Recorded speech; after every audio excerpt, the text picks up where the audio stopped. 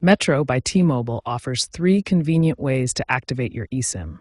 Each method is designed to meet different customer preferences and situations. The online activation method is the most popular choice. It's fast, convenient, and can be completed entirely from your device without visiting a store.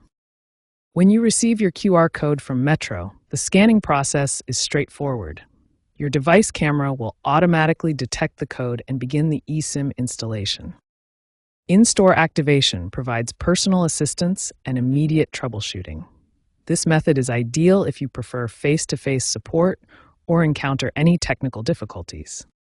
Phone support provides step-by-step guidance through the entire activation process. A Metro representative will walk you through each step and ensure your eSIM is properly configured. If you encounter any issues during activation, these common solutions can help resolve most problems quickly. Remember that eSIM activation may take up to 2 hours to fully complete. Before starting your eSIM activation, ensure you meet these basic requirements.